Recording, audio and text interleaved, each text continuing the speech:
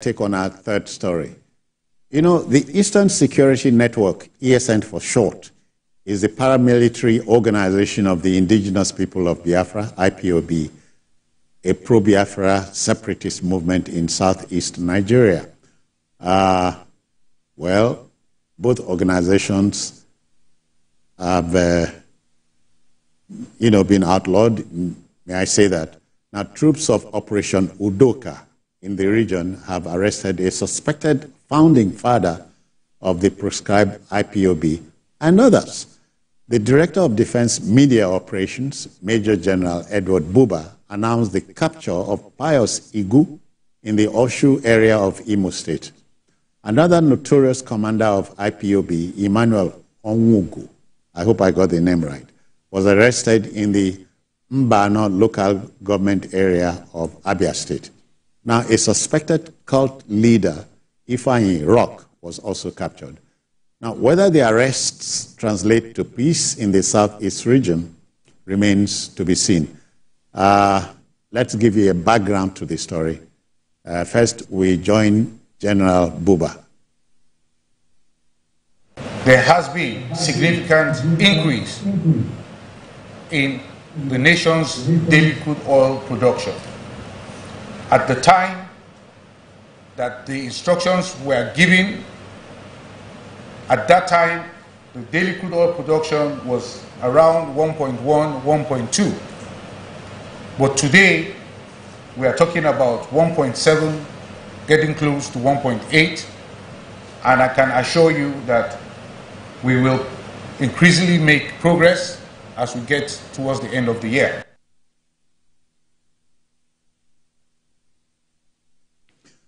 Well, Kaude, these are times that try men's souls, again, as always.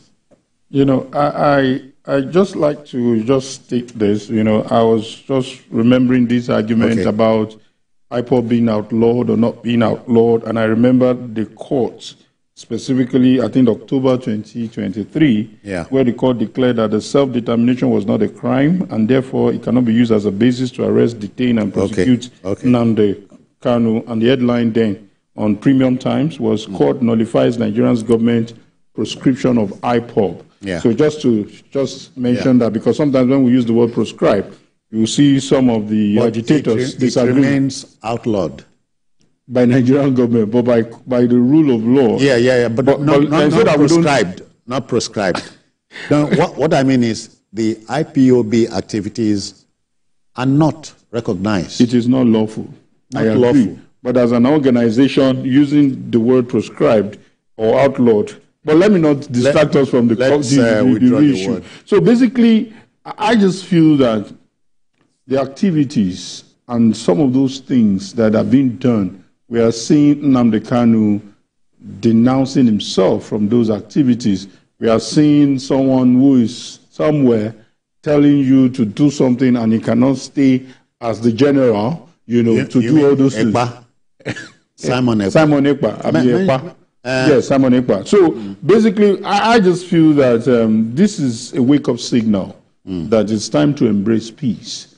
It is time to understand that we need to come together. We need to stop this idea, and nobody is above the law. Kaide, let me rub this in. Charles, you remember this. The late Dim Emeka Ojukwu said, yes, he will still go for Biafra, but this time a Biafra of the mind, which is to say, not of weapons, righting the wrongs of yesterday. But a Biafra, a shooting war, is out of the question.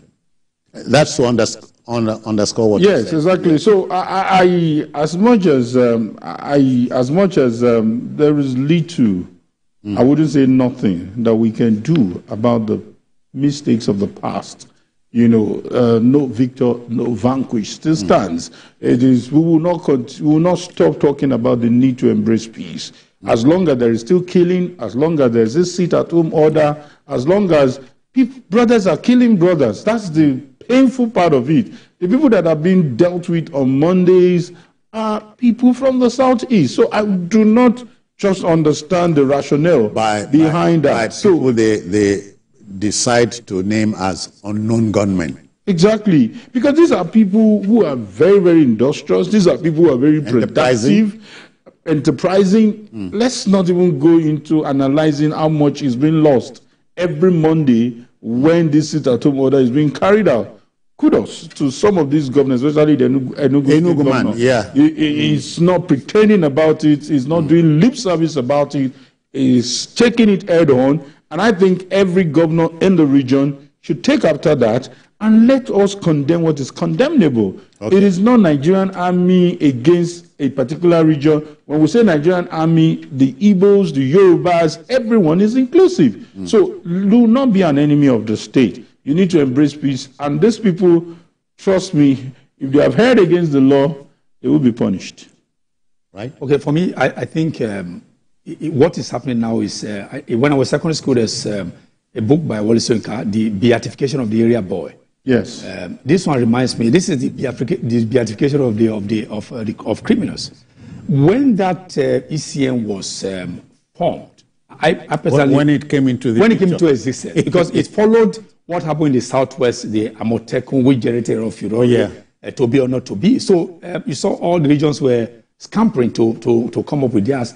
That's why you had ECN. The original idea was very good. ESN. ESN, sorry. And this ESN was not formed by state actors. It wasn't, because they were waiting unlike the Amotekun that was formed by the... But there was a problem, because most of the governors were there, the 5 Eastern State governors were also foot dragging. They couldn't agree first. Then it was after this, non-state actors have come up with, what's it called? ESN. Yeah. And they now came up with a Bubagu.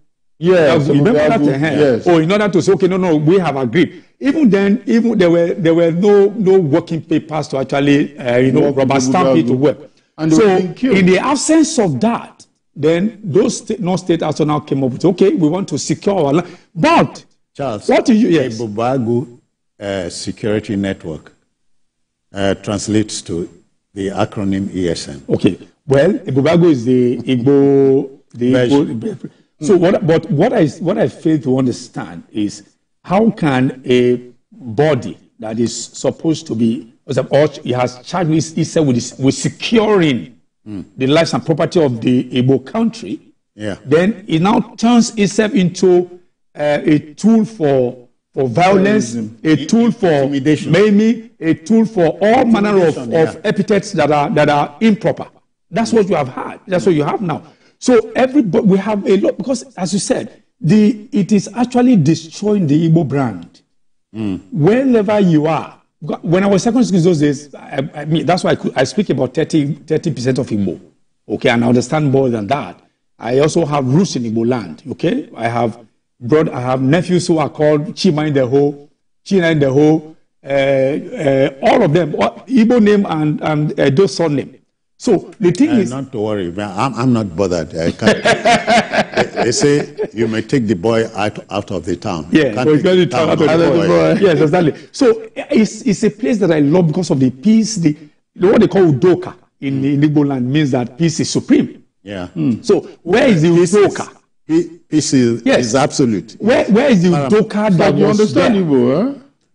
They are our neighbors. Well, in Takli, what they call Takli, small. So where is the Udoka? Where is the Udoka that we have always known the Igbo land to be? The Udoka that made people to, trade. You go over there, people were always very enterprising. Igbo man, most of them they don't even care about government work, because they are so enterprising that you take an Igbo man to a forest, he turns the forest into a city. That's an Igbo man. And somebody has said, if you go to a community, you don't see an Igbo man, they say, run, no. Because it may not be very productive.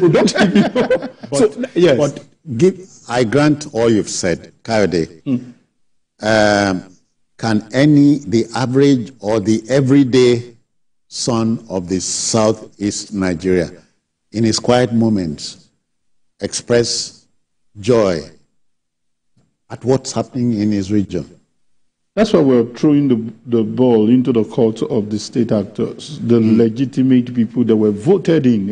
The non-state actors can never and will never be in charge of a state. Call the bluff of these non-state actors. You have to, because the people deserve to enjoy peace. They deserve to live at peace. They deserve to sleep with their two eyes closed. There is no other way than for the state actors to take the bull by the horn. I want to be careful here, especially even in the Southwest, when it was becoming obvious that OBC was going beyond whatever they said they were doing. The president, who was the government, cut them to sizes. So I'm just saying that the people they might be in the minority. Some of them might even be in the majority, but because they cannot talk. But the state actors is what would determine the peace they should enjoy. So from the state governors they don't have to wait for Nigerian army. But sorry, you also remember that when it was Igboho in this, once upon a time it was Igboho? Yeah. That was almost replicating what was. And I think it was the Yoruba leaders in conjunction with their... What is significant is that, it was stopped. What is significant is that this justice must cut across every region. Yeah. If there are bandit leaders who are going around in the north, they should be picked up. If there are, so it must cut across. Otherwise, be done. We must call the bluff of these nonsense and call them by the names, by their names. All right, folks. Criminal. Yes. All right. Again,